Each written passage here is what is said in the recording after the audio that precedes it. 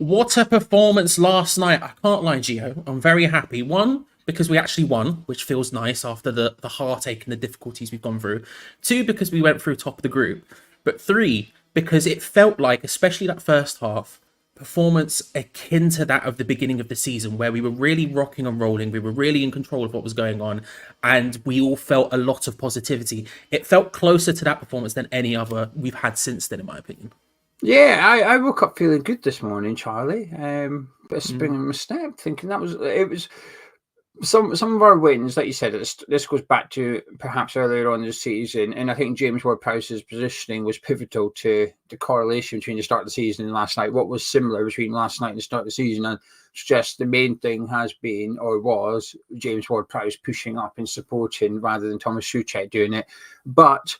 A few of the recent wins, Burnley in particular, where you came away thinking, wow, we got the win, we perhaps didn't deserve it. But last night, I think we completely deserved it. And I think those wins are always a bit better than the other ones, because when you feel a bit lucky, you do worry if it's unsustainable. Is it a little bit fluky? Does it really mean anything for the next game? But actually, last night's one, I feel more confident for Wolves today than I did this time yesterday.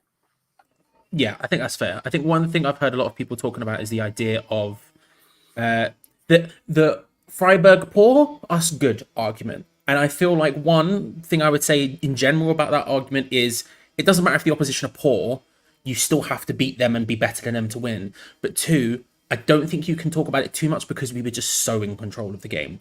Even in the second half where we weren't as...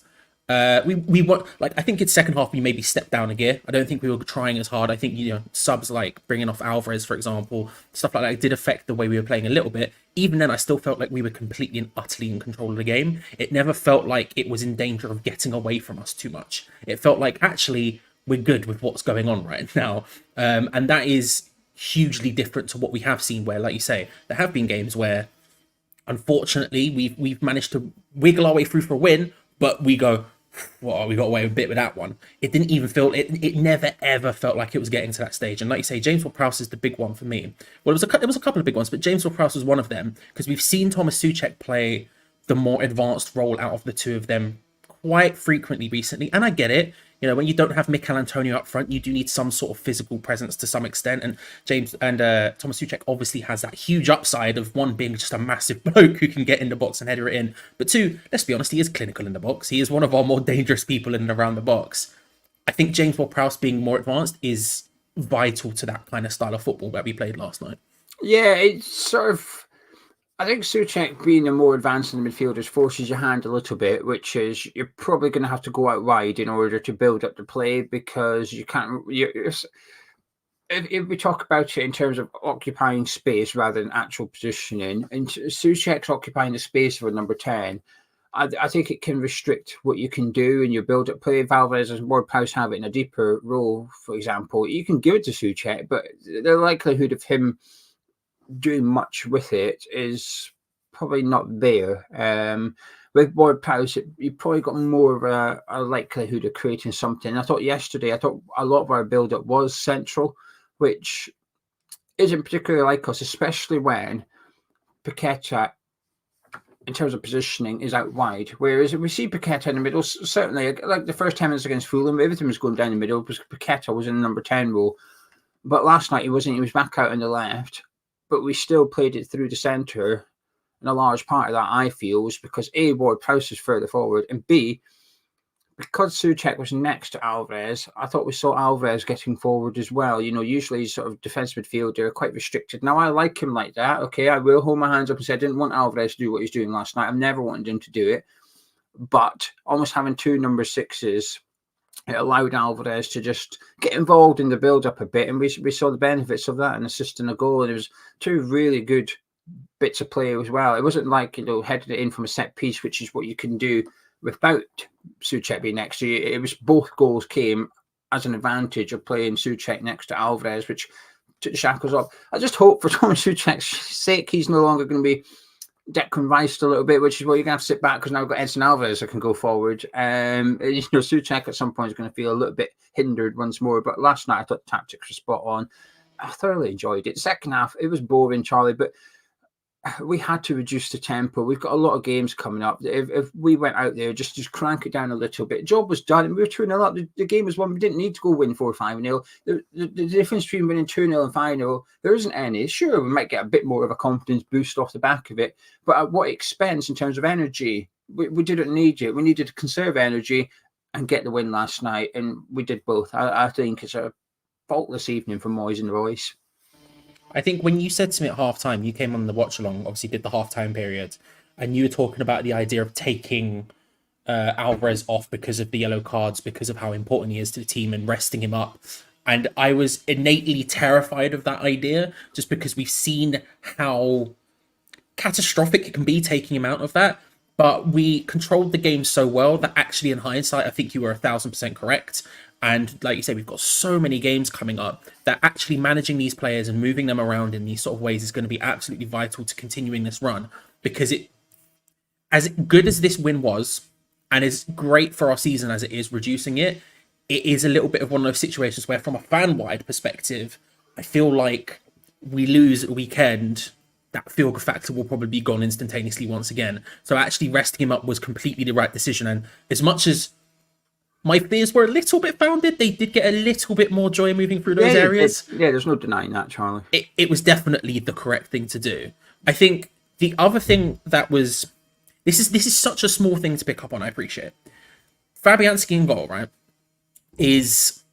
I love having the two first choice goalkeepers. We've spoken about it at length on this channel. We did it to certain extents for years when we had like Adrian and Randolph, where they were both first choice for us at the time, and both sort of were vying for that position. It's really nice when Areola goes out for whatever reason. We can put Fabianski in and we can trust him to do a really good job. And you saw a couple of saves he did last night that were really nice, and we don't have to drop down a significant level. No shots at Anang. Realistically, he's just not Areola level, right? But the one thing I did pick up on from Fabianski, and again, this is such a tiny thing. There was a moment where the ball got played in. It was sort of aimless towards, it was just floated into the box. And Aged goes to try and make the header. And then as he's about to go, stops. Because he's heard Fabianski behind him just go, no, this is mine. I've got this. And it's just those little things that Fabianski does, which are just completely different to Areola, who there is always an element of... I love chaos. I'm a big fan of chaos, but there is always an element of chaos in that moment where you're like, oh my God, what's going to happen? These mistakes are just so minute little errors, but they cause a catastrophe. And his presence in that box is just so important in those times, because it does lend an element of control to the entire game, and that can go forward throughout the team, where just that he comes and collects it, we keep possession, we play it nice and smooth, and then we can continue with whatever we're trying to do, as opposed to just the panic that sets in every time. Because we've seen Aged make some errors this season, and Areola has been involved with them, and I don't think that's an entirely spurious connection to make. Yeah, I don't disagree with you. I think potentially Areola has some strengths that Fabianski doesn't, but I don't know if Fabianski has any obvious strengths that Areola doesn't. Like you said, bar the defense does seem more comfortable with Fabianski in goal. There's no denying that. Even last season, when Areola was playing, he was constantly arguing with someone. It was usually Aged, but some games it was Zuma. I remember Bournemouth away. I can't remember who it was, and there was a mix-up between Areola and the defender, and we scored. It might have been Rice that scored during the celebrations. Rice had to take the centre back to one side and basically talk to them. And I thought, this is how bad it is. We've just scored, and the captain's having to have a word with someone about like what's going on with the goalkeeper, kind of thing. I guess in a way, it's a good problem to have number ones. You know, you speak about Randolph and Adrian. We probably had two number 13s back then, two substitute goalkeepers, neither of them really good enough to command that number one spot. Now we're on the other side, which has got two number ones, both players worthy of playing week in, week out. But I think over the last few games where Areola has been out, I think Fabianski, despite conceding 5 against Fulham, has played really well. And he's probably given Moyes a bit of a dilemma, actually, because it's been quite easy to take Fabianski out of the gloves post-European games, because traditionally, he's not been that busy in the group stage. You know, when we played back to Pola, he's not really had much to do, let's face it. So as a goalkeeper, it's hard to impress when there's no shots coming at you. All you're doing is receiving 40-yard back passes and then giving it out to the one from one centre back to the other centre back. It's not, you can't impress doing that.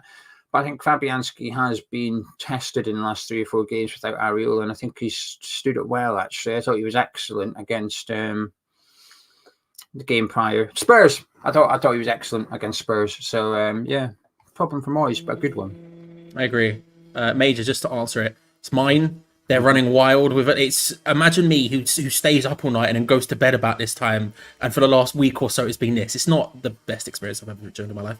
Yeah, but what say? I was going to say there's this news about him staying, right? Yeah, I don't really know exactly what's going to happen. Let me just start this comment from Mark, and we'll get on to it once we talk about Fabianski. So the news broke last night from ex-West Ham employee that West Ham are set to trigger a clause in Lukas Fabianski's contract to add an additional year onto it. So currently, as we speak right this second, it expires in the summer, but West Ham have got an option to extend it for a further year to December 2025, which we're set to do because obviously he has impressed recently. So we're going to activate that clause, which will mean he'll be 40 years old when he's still at West Ham. But we have to do it now because in 2 weeks' time, come the 1st of January, Fabianski can negotiate with non-English clubs for a free contract. Now, obviously, he had that ability last season to do it. He could have done it last season. But the landscape was different in the sense that he was number one last season. So Fabianski is probably okay to wait till the end of the season and reevaluate and thus signing a new contract with us. But now, because he's not number one in the Premier League, and obviously at the start of the season, he had his chat with Polish media, didn't he, about how he was unhappy with how it was handled. The Bournemouth game, Areola was in goals. I don't know. I mean, why am I not? He just assumed he was going to be number one this season. So I think he might have had a bit of a dip in morale. So I think we're taking the decision out of Fabianski's hands and triggering it. And to be honest with you, Charlie, I think it's the right thing to do. I think his performances have been really good this season. We're going to have quite a bit of work to do in the summer. There's some players leaving at the minute. Ogbonna, Creswell, possibly others as well who may be moved on, like Tilo Kehrer, Maxwell Cornet, potentially Danny Ings. So there might be a few players leaving. So there's already a lot of work to do. Ben Johnson, another one. So we're going to need a left back, a right back, a centre back. There's a lot to do without adding in a second goalkeeper. So I get why the club's doing it. And, that'll be his 7th season with us next season. So I think it makes some things in football, Charlie, makes sense. And I think this is one of them. Yeah, I strongly agree.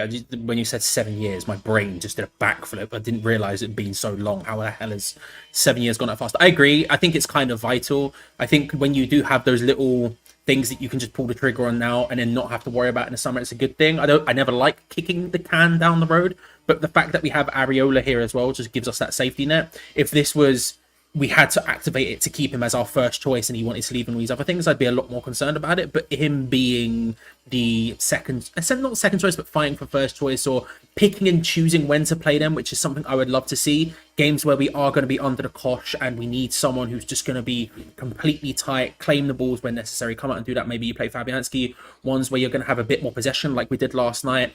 And against other teams who have been lesser down, maybe you play Areola because he's better on the floor with distribution and all that sort of stuff. I think being able to pick and choose in that is a good thing as well. Yeah. But I feel like, just to go back to James Ward-Prowse, because Mark said, and we'll go here now, best all-round performance of the season, what a difference with Alvarez back playing Ward-Prowse further up the pitch. I think it's certainly up there. I think the big difference with James Ward-Prowse playing further up the pitch for me is just, and this is something, the first person I heard say it was Cal from Analytics United, who also does Analytics on the Patreon with me, is talking about the idea of James Ward-Prowse being better at marking people than he is space.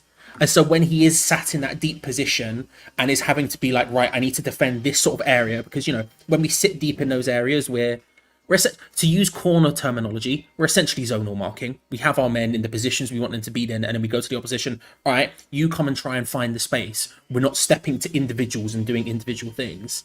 That's when he comes unstuck. But when he's further forward, it is more about harrying the opposition, pressing individuals. And actually, he has the engine to do that. He does just continuously run. He never really stops. And that's kind of playing to his strengths all around.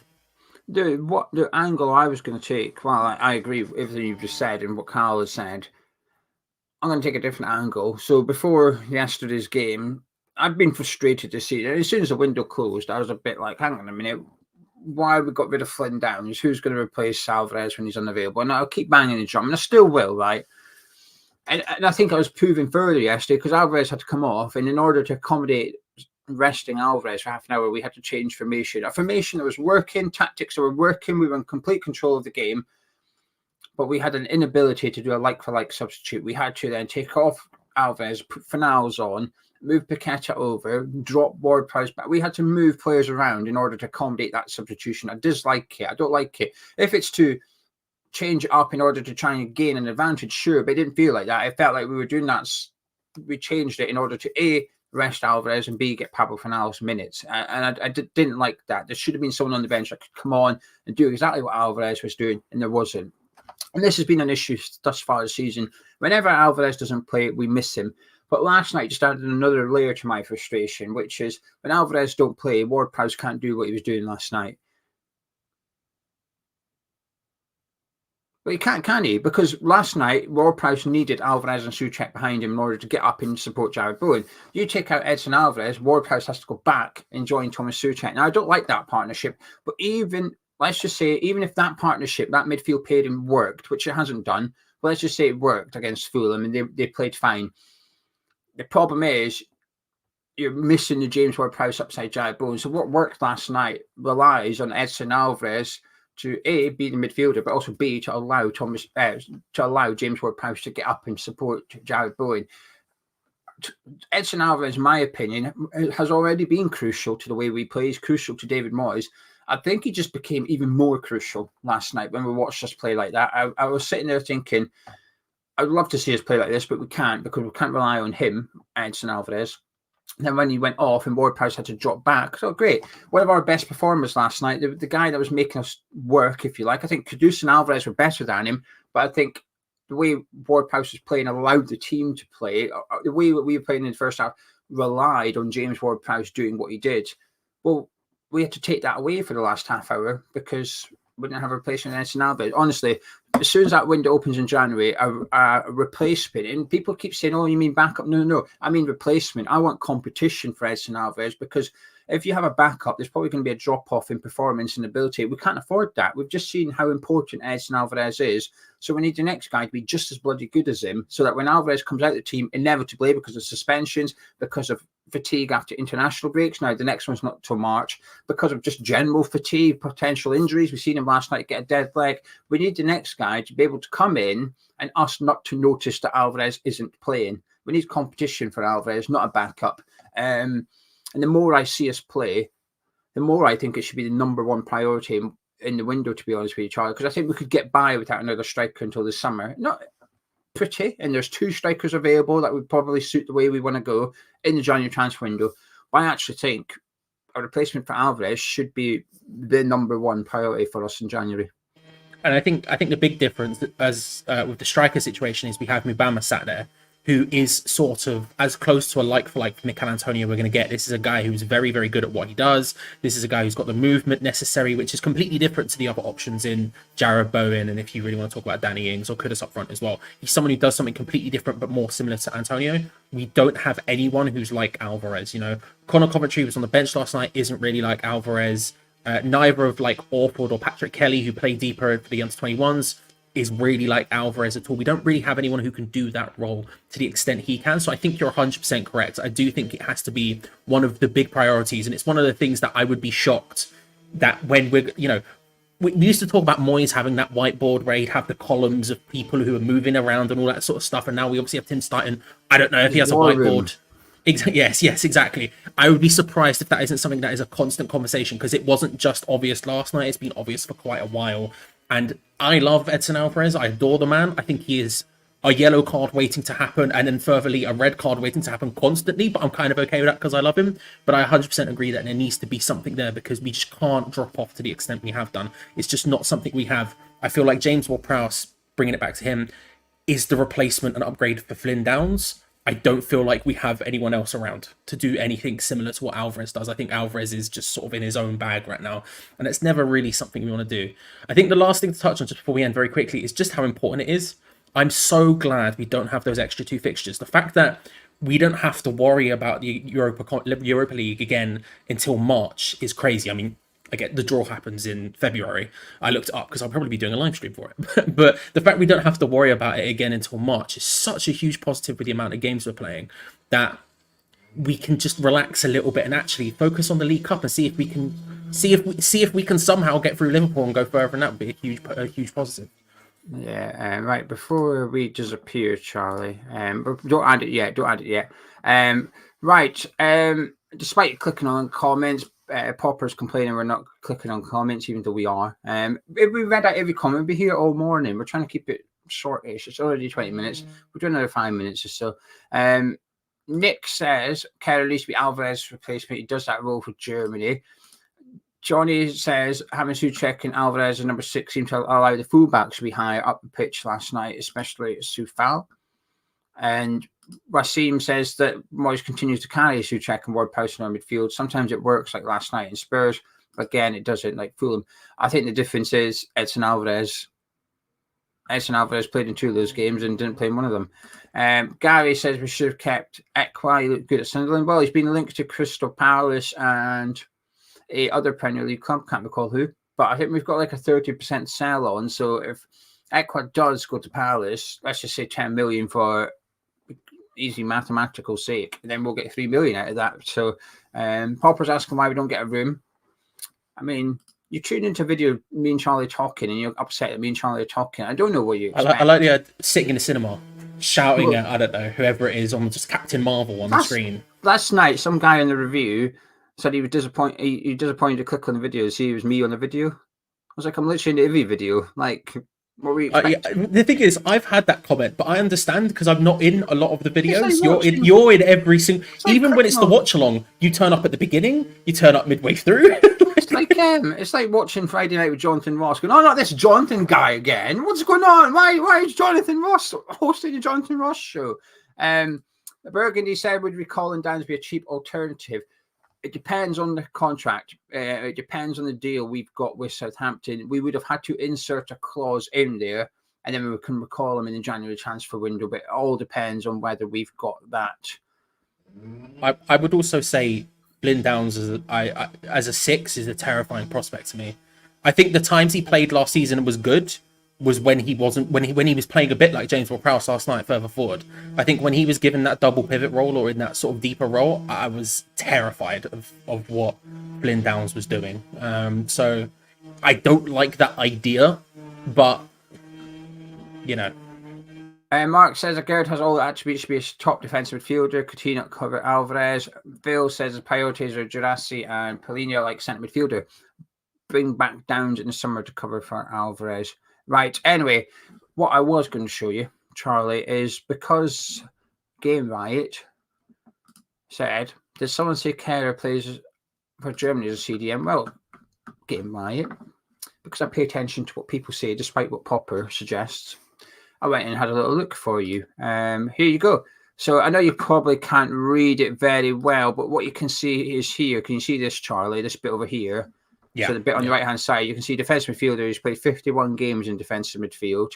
So he's got plenty of experience playing there. It's funny enough, this is why when we signed him, people said he could play left-back. I got annoyed because I was like, I watched him play with Schalke quite a lot, and I was like, I don't remember seeing him play left-back. He played 8 games left-back. But anyway, funny enough, if you were to take away the West Ham games, if we go back to that positioning, actually, if you were to take away the games for West Ham, 70 at right back and 51 defensive midfield. Prior to joining us, he'd probably play the same amount of games at right back as defensive mid. It's playing for us at right back. It's probably boosted that up a bit. But yeah, for defensive mid, let's have a little look there. He's played, well, to be fair, it was when he was a youngster. Look at that. It's when he was a kid. 2018-19 was the last time he played defensive mid. So does he play there for Germany? Not according to Transfer Market, but he did play there for Schalke's youth team 51 times. And the minutes aren't. And, well, actually, to be fair, they are about 90 minutes apiece. Not so much this one, where he played 9 minutes for PSG there. But the rest of them are decent games behind him. Oh, they got beat by Chelsea youth. He won there. He was captain, playing defence midfield as captain for Schalke's youth team and beat Chelsea 2-0. Let's have a look at the Chelsea team, will we?